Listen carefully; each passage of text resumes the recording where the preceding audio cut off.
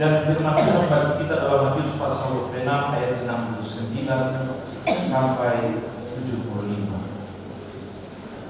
Matius 26 ayat 69 sampai ayatnya yang ke-75.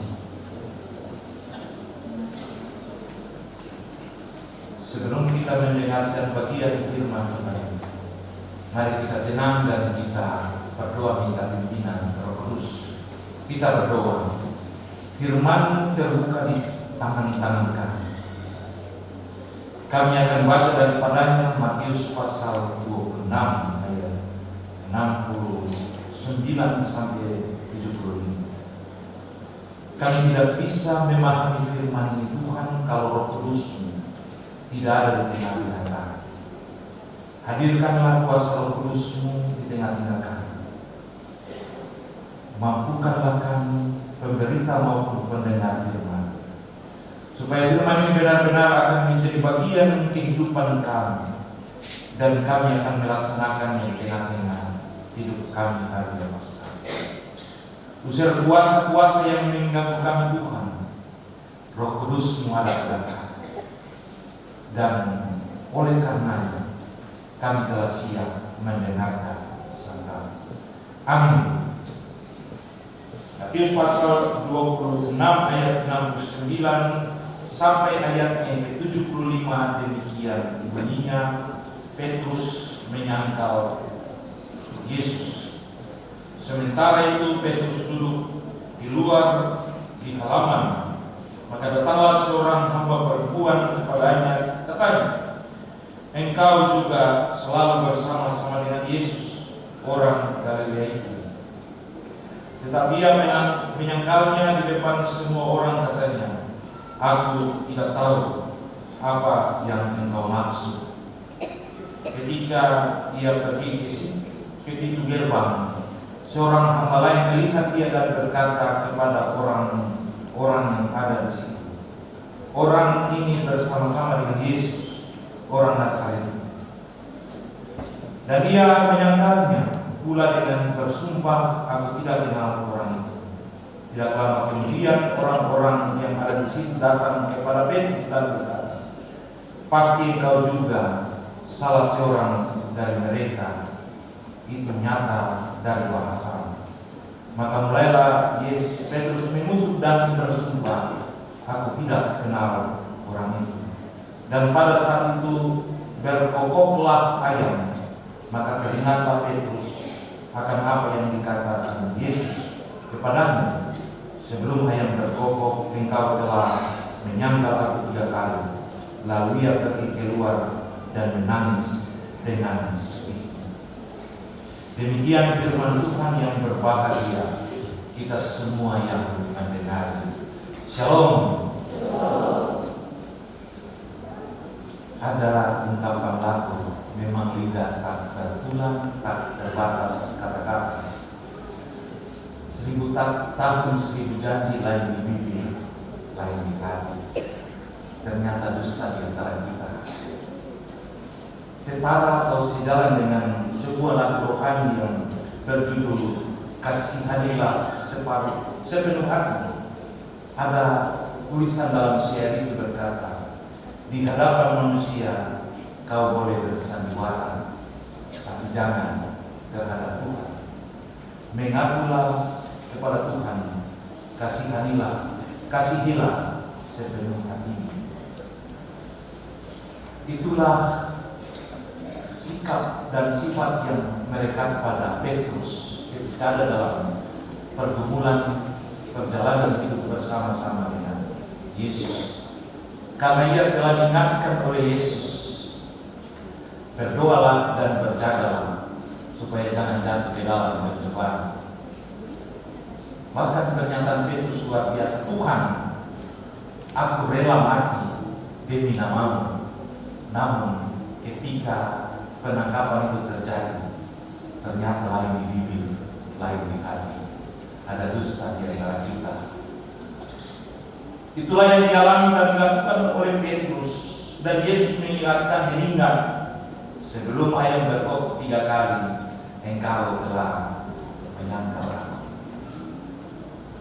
Itulah sebabnya dalam bacaan kita hari ini, tema khotbah minggu kita dalam minggu sengsara Tuhan Yesus yang ke-7, pengampunan dan pemulihan dalam Kristus. Setiap orang harus memandang dirinya, melihat dan berusaha untuk melakukan sebuah proses permohonan kepada Allah supaya ada pengampunan, dan dari pengampunan itu kita memperoleh pemulihan di dalam Kristus. Secara berturut-turut kita bisa menyaksikan Petrus mengungkapkan kata-kata penyangkalannya. Saya kenal dia. Kedua, demi Tuhan saya kenal dia. Yang ketiga, Tuhan kutuk. Demi Tuhan saya kenal dia.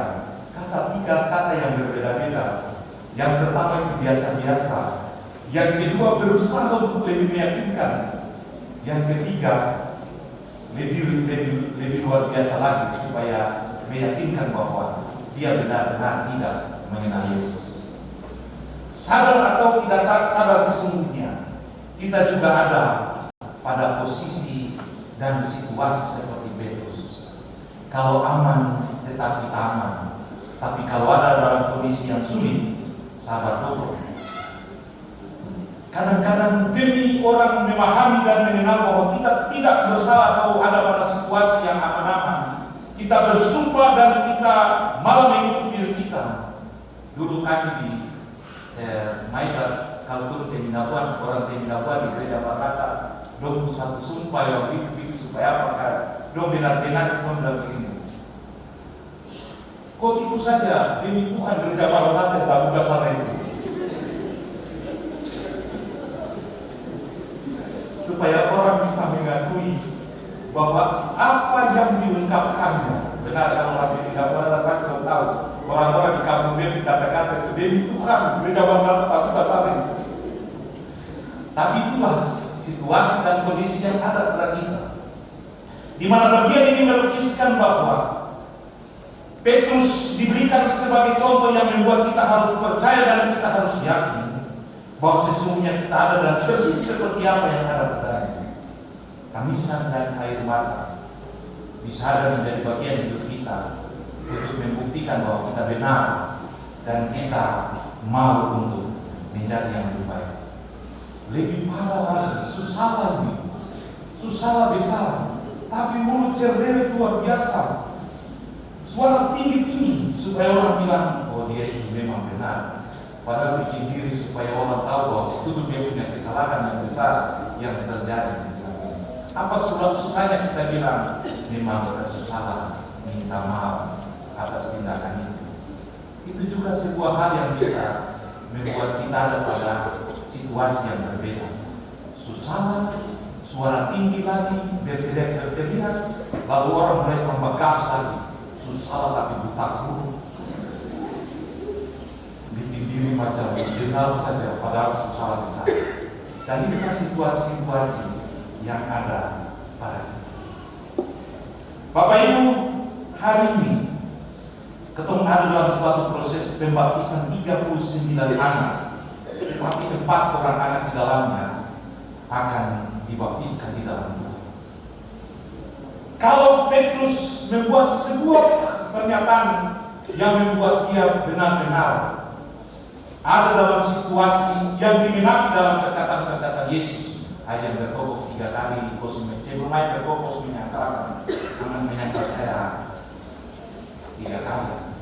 Dan hari ini 39 anak ini akan mengabdi imannya kepada Tuhan bahwa domba pikul saling bersama-sama dengan Yesus. Hari ini harus mereka bilang, membangun sebuah prinsip hidup. Lain dulu, lain sekarang, kini ku hidup di dalam Kristus. Kalau dulu dong pikul segala beban dengan tindakan-tindakan dong yang luar biasa, dong orang tua di belakang itu pikul dong dosa sampai lama. Tapi hari ini dong pikul dong dosa sendiri karena dong pikul Yesus. Saya tanya orang, sekarang sudah berapa tahun? 17 tahun. Tuhan melawan mama dan bapak jago. Kira-kira satu hari bisa bikin dosa berapa? kayaknya 10 juga lewat. Oke, mari kita kali ya. 17 kali 1 tahun 365 hari, berapa ribu? Kali dosa 5 saja, 30.000 lebih. Bisa masuk surga? Bukan, pendeta kayaknya tidak bisa. Karena dosa terlalu banyak. Kamu sadar bahwa orang tua yang pikul. Tapi hari ini, Bapak Ibu, lo menyanyi pada kaki salibmu bersujud di depan ini. Lo berdoa minta ampun di dalam. Jadi Bapak dia mau dosa sudah diampuni. Jadi hari ini lo menyanyi bilang, sekarang bukan diriku lagi, melainkan Kristus yang ada di dalam diriku. Itu pernyataan mereka ketika mereka hendak disediakan. Tetapi pernyataan dan tindakan Petrus juga menjadi bagian yang harus kita renungkan, bahwa kita juga harus memiliki prinsip hidup yang luar biasa. Lain dulu, lain sekarang, kini ku hidup di dalam Tuhan. Kita suara bagus. Jadi Bapak Ibu menikmati saja. Bapak Ibu, kita harus ada dan memiliki prinsip hidup bahwa ketika dulu kita hidup dalam sebuah tindakan dan perbuatan kita yang membuat Tuhan tidak senang terhadap kita, maka hari ini kita harus berkata bahwa kini Kristus hidup di dalam aku, sehingga bukan aku hidup untuk diriku sendiri, tetapi aku hidup untuk Kristus yang telah memberi hidup itu bagi kita. Paulus dengan bangga dan dengan senang hati dia bilang, ketika aku belum mengenal Kristus, itu adalah sebuah hal yang membanggakan diriku. Namun ketika aku mengenal Kristus, aku percaya dan aku yakin bahwa ternyata kebodohan bagiku di waktu yang lalu, tapi sekarang adalah kebahagiaan karena aku mengenal Kristus. Jadi anak-anak, ingat nih, jangan lain di bibir, jangan lain di hati. Hari ini kalau menyangkal dosa, menyangkal betul-betul. Hari ini kalau mau hidup dengan Tuhan, menghadap hidup betul-betul, jangan lain di bibir, lain di hati, tapi harus memiliki prinsip bahwa Kristus telah ada di dalam diriku dan aku hidup bukan untuk diriku lagi, melainkan karena Kristus telah hidup di dalam diriku. Jangan pengakuan ini orang paling banyak ini gara-gara kamu. Orang datang sampai gereja yang patah sesak, pendeta yang dijibat yang sendiri-sendiri, saya keringat sampai dijak keluar. Baru kamu pengakuan kecil ini, jadi begini langsung bikin sesuatu hal yang lain. Saya cuma mau berkata dalam firman ini, ketemu semua punya kelemahan, kekurangan, keterbatasan, tapi Tuhan Yesus sanggup menyempurnakan semua itu. Pesan saja untuk orang, Susidi itu jangan lupa pintu gereja ya. Harus ingat, hari Minggu lonceng sebuah penghuni setiap datang ke gereja. Dengarkanlah suara Tuhan memanggil kita. Tuhan memanggil kamu menjadi muridnya. Tuhan mau kamu pikul salib bersama-sama dengan Tuhan. Dulu kami buat satu fragmen di Maibrat Sendak dalam pembukaan rapat kerja klasis. Jadi ada warga jemaat yang dengan pendeta-pendeta ketemu yang begitu. Jadi ketemu pikul batang pisang yang sudah bentuk salib, ketemu pikul, ketemu menyanyi karena suasana untuk mau pas dari kesengsaraan. Ada api unggun, ketemu semua tanam salib, lalu ketemu ada memuliakan Tuhan. Tiba-tiba satu masuk dengan tangan panjang, potong salib langsung bagi dua. Kamu stop dengan kata-kata salib-salib itu sengsara-sengsara. Umum kosong munafik semua. Pikul salib padahal hati ada di tempat lain. Mau ikut Tuhan tapi dunia ini tetap ada di tengah-tengah kita. Jadi kata-kata itu membuat semua orang terbawa suasana dan menangis harus seperti orang meninggal atau seperti. Tapi ada Pak satu, dia datang dengan belang-belang berdiri, dia datang pegang salib itu, dia sambung salib itu, lalu dia bilang, Bapak Ibu, kalau kamu menangis itu tak ada guna. Tapi mari ketemu sambung salib ini, ketemu pikul sama-sama, supaya Tuhan Yesus bangga karena ketemu mau bersama-sama pikul salib dengan dia. Hari ini Firman Tuhan bilang kelemahan dan kekurangan keterbatasan kita tetap ada, tapi harus pegang Tuhan itu baik-baik. Kalau sudah jangan jatuh terus seperti lagu. Kalau sudah basah yang lagi sekali, tapi kalau sudah jatuh bangkit lagi, karena Kristus tetap ada dan mau menerima kami dengan hidup. Yang kedua, Yesus telah menderita sengsara dan mati untuk kita. Dalam kasihnya Yesus memberi pengampunan yang besar kepada Petrus, meskipun Petrus pernah menyangkal Yesus. Ia pada akhirnya dia mengaku bahwa dia sadar bahwa apa yang tindakan yang dibuat itu salah dan dia tidak layak. Tapi dengan pengampunannya Tuhan mau memperbarui dia. Akhirnya Tuhan bilang, di atas batu karang ini gereja itu berdiri. Oleh sebab itu kamu tahu yang kita tentang Petrus itu yang dimana dia terjadi. Bahkan dalam kematiannya juga dia rela, oh jangan kasih salib saya kepala di atas, harus kepala di bawah. Itu bagian dari proses. Ternyata bahwa sekarang lagi dia telah mau menyangkal Kristus. Itulah sebabnya harus punya prinsip lain dulu lain sekarang ini hidup di dalam Tuhan. Pengakuan dan janjimu sebentar akan mengantarkan kamu untuk kamu melangkah dalam dunia hidup yang baru. Kamu akan berjalan dan menjalani semua itu dalam kuasa dan pimpinan Tuhan. Tuhan dia bilang, jangan lupakan dia dan terus ada bersama dia. Sekalipun kamu susah dan sulit, tapi Tuhan tetap ada di tengah-tengah kamu. Hanya sebatas doa aku beri pengharapan. Hanya sebatas doa aku dapat raih jemari tangan kasih. Tuhan tidak akan meninggalkan kamu dan Tuhan akan berjarak dengan kamu hanya sebatas doa. Jadi pengakuan dan janjimu itu akan membuat kamu masuk dalam sebuah situasi dan suasana yang sulit, suasana yang harus kamu bertanggung jawab terhadap semua itu. Tapi Tuhan dan kamu takut hanya sebatas doa kita bisa meraih jemari tangan kasih Tuhan. Jadi jangan memalas berdoa, harus rajin berdoa supaya Tuhan menambah apa yang susah di hidup ini. Kamu ada bersama-sama dengan aku. Tuhan memberkati kita. Amin.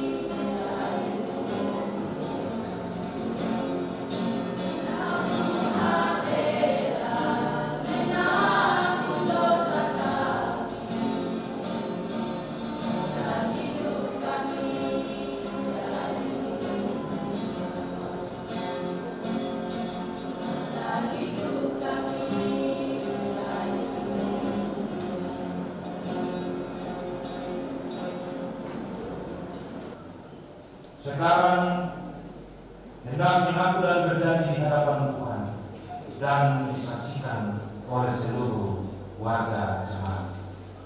Saya percaya dan mengaku di hadapan Tuhan dan jemaat bahwa Allah itu Esa, yaitu Allah Bapa yang Maha Kuasa, Pencipta langit dan bumi, dan Yesus Kristus sebagai Tuhan dan Juru Selamat, serta Roh Kudus yang memimpin kepada kebenaran dan hidup yang kekal. Saya percaya dan mengaku di hadapan Tuhan dan jemaat bahwa saya telah diselamatkan oleh Yesus Kristus dalam hidup kudus serta mengasihi Allah dan sesama manusia. Saya mengaku dan berjanji di hadapan Tuhan dan jemaat bahwa sebagai anggota Gereja Kristen Injili di Tanah Papua, saya hendak setia dalam firman dan sakramen, bertekun dalam doa dan pembacaan Alkitab, serta terlibat dalam seluruh pelayanan gereja. Di atas alas kebaptisanmu dan karena pengakuan yang saudara-saudara ucapkan, maka bersama-sama dalam persekutuan dengan gereja Kristus, saya meneguhkan saudara-saudara menjadi anggota sini gereja Kristen di Tanah Papua, dalam nama Bapa dan Anak dan Roh Kudus. Amin. Terimalah berkat dari Tuhan. Bukan kamu yang memilih aku, tetapi akulah yang memilih kamu. Aku telah menempatkan kamu supaya kamu pergi dan menghasilkan buah, dan buah itu tetap, supaya apa yang kamu minta kepada Bapa dalam namaku diberikannya kepadamu. Dan ketahuilah, aku menyertai kamu senantiasa sampai kepada habis. Amin. Tak sanggup aku membalas kasih-Mu, hanya ini Bapa yang ku bisa. Bapa, terimalah persembahan hatiku, nyanyian pujian kepadamu.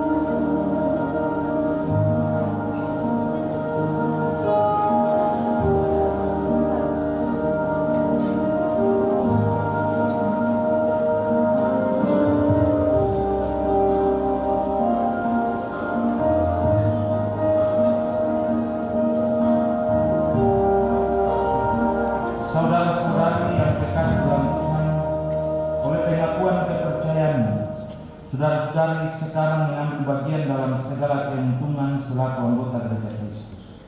Ingat selalu bahwa saudara-saudari telah menjadi anak negeri sama dengan orang-orang suci dan orang-orang seisi rumah, dibangunkan atas alas para rasul dan nabi dengan Yesus Kristus batu penjuru.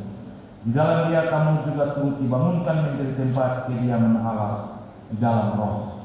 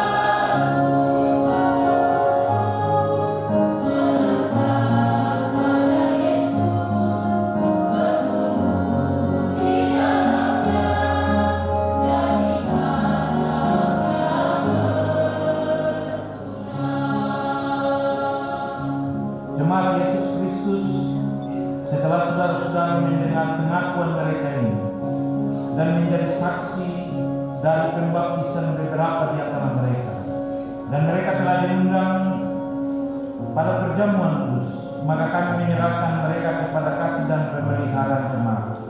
Saudara-saudara selaku anggota yang bersama-sama menjadi satu dalam Tuhan, ingatlah perkataan Tuhan Yesus Kristus, aku memberikan perintah baru kepada kamu, yaitu supaya kamu saling mengasihi. Sama seperti aku telah mengasihi kamu, demikian pula kamu harus saling mengasihi. Dengan demikian semua orang akan tahu bahwa kamu adalah murid-muridku, yaitu kalau kamu saling mengasihi.